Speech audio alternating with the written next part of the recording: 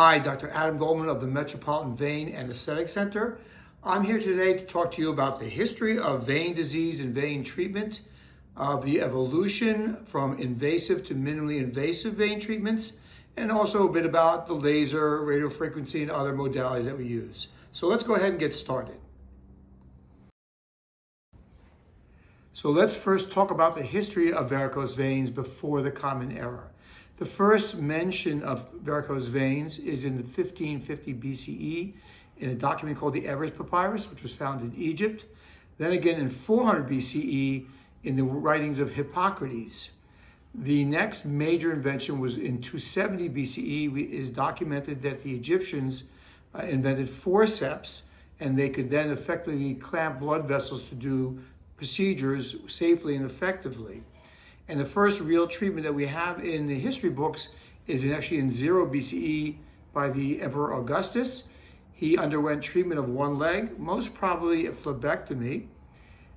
He had a lot of pain and actually refused to do the other leg and said that the treatment was worse than the disease.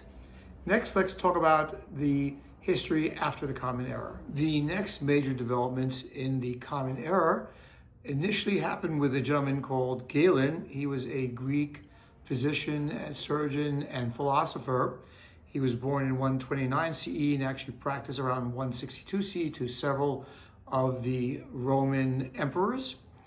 He had been doing phlebectomies, which we know of that, and basically the technique that he used back then is not that different from today.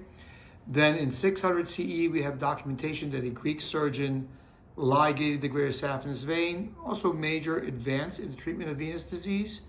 And then 1485, Leonardo da Vinci did a lot of the anatomic work, which really furthered our understanding of venous disease and many other parts of the anatomy, and he was a real pioneer in that respect. This then brings us to the 17th through the 19th century, where they actually started doing some minimally invasive treatments with the injections of iron and iodine.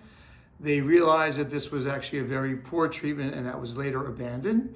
And then in the 19th century, a doctor called Frederick Trendelenburg, who also pioneered what we now use as the Trendelenburg reverse position when we're treating veins, he did a ligation of the saphenofemoral junction, which kind of introduced the idea of more permanently of treating the feeding veins, which really is the modern version of treatment that we use today. Next, let's go into the 20th century. So that brings us to the 20th century.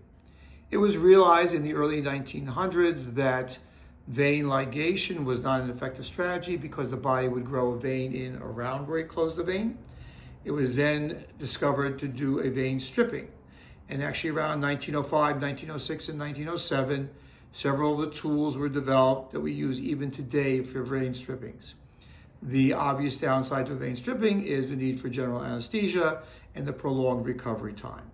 The next major development came in the 1980s and 1990s when ultrasound was really fully developed. It was then that we could now see the anatomy before any treatments were done, and later on it was then used to actually do the treatments. It was in 1998 or around 1998 that the first endovascular minimally invasive closure was done using radiofrequency. Around that time, the vascular surgery group of Min, Navarro, and Bone actually performed endovascular laser vein ablations with an 810 nanometer diode laser. And they published their report in 2001. And then the landmark trial in 2005 that effectively showed that the use of radiofrequency to close a greater saphenous vein, lesser saphenous vein, provided a long-term result and was safe and effective.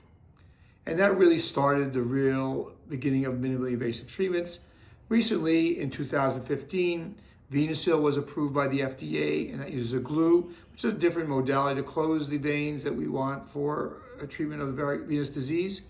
However, it is effectively the same modality, just not using energy, but a glue inside the vein.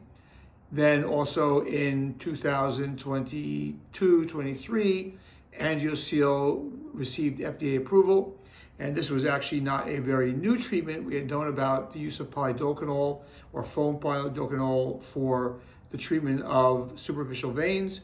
However, a landmark study to obtain FDA approval was then performed, and now it is one of the standard treatments that we use. So as you can see, venous disease has been known about and treated over many, many centuries.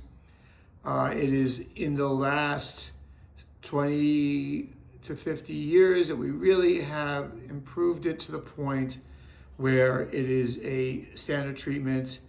It is performed easily in the office with minimal risk, that the patient can now perform all their usual activities in a rapid time, and it really has advanced our treatment, spectacularly. At the Metropolitan Vein and Aesthetic Center, we perform all the minimally invasive modalities.